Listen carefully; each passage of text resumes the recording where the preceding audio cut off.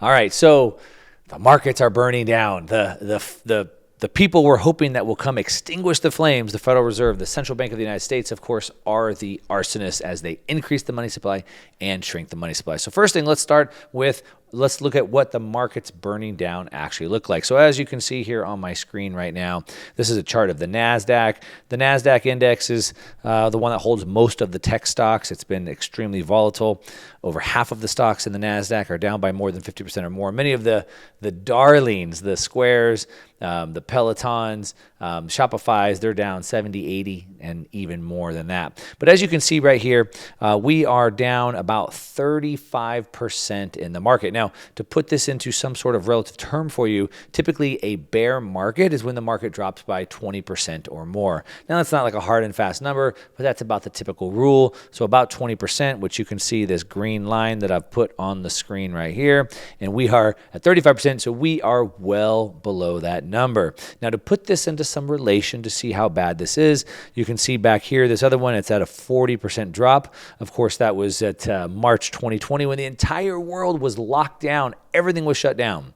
So you would expect it to drop pretty bad and pretty fast, which it did. It dropped to 40%. So we're not quite to 40, but we're at 35. It's pretty extreme. If we go back, and look, this is a weekly chart, so we have to go all the way back here to 2012 to even 2011, really, to find another one that dropped about 30%, 31, so not even as bad as what we have.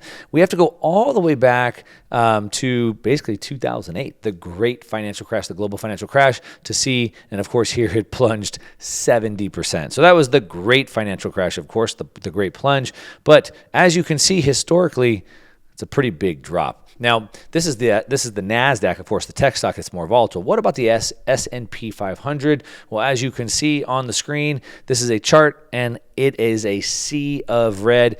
Basically, every company in the S&P 500 is red today. So I call it a fire. You can say the markets are bleeding, whatever you want to call it, but it is panic in the street. So now what is going to happen? Everybody is looking at the Fed. Now, when we used to look at financial markets, we would look at companies, we'd look at PE ratios, we'd look at earnings, we'd look at things like that.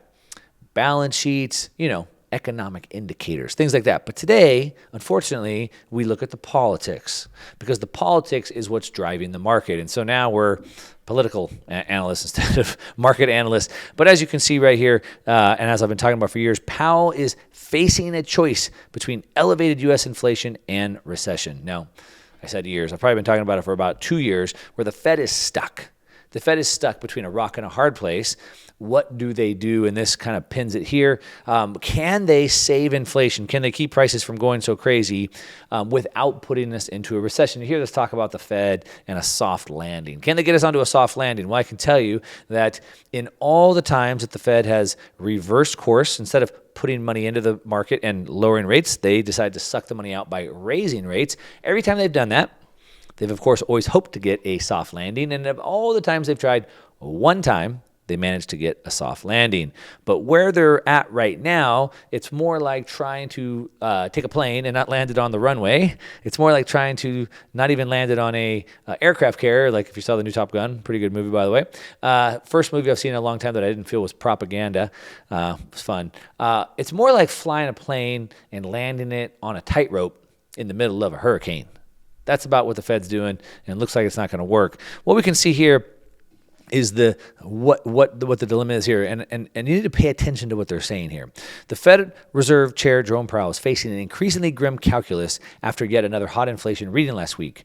He probably has to push the economy into recession in order to regain control of prices. Okay, let's break that down for a second. First of all, the Fed can't control the prices. The Fed has no control. They can lower rates and increase the money supply. They can increase rates and decrease the money supply. But what happens based off of that is not under their control. They have no granular control over what the price you pay at stake at your local store or what you pay for rent in your town. They have no control over that. But maybe broadly they do. So instead of coming with a scalpel, they may come with a hatchet, potentially. So think about this. He has to push the economy into a recession to regain control of prices. So if prices are out of control, meaning they're going way too high, way too fast, What would you do about that? Remember, all prices are built off of supply and demand. So, two choices. Choice one, increase the supply. Now, where we're seeing all the inflation or the price inflation is in food and energy. Those are the two areas. But the Fed can't they can't print more food or more energy. So they can't increase the supply of food and energy. So if you can't increase the supply, what's the other option? Decrease the demand. So what does it say here? They can't control prices unless they push the economy into recession. So if we all go broke, I suppose we'll use less of that supply, or there will be less demand. That's one way they can do it. What we can see here is, of course, no surprise, hotter than expected, that the U.S. headline and core inflation both rose more than the forecast, which shouldn't surprise you. The Fed has been behind in everything. There was no inflation. It wasn't a problem. It was transitory. It was going to go away. Of course, it came in hotter than expected.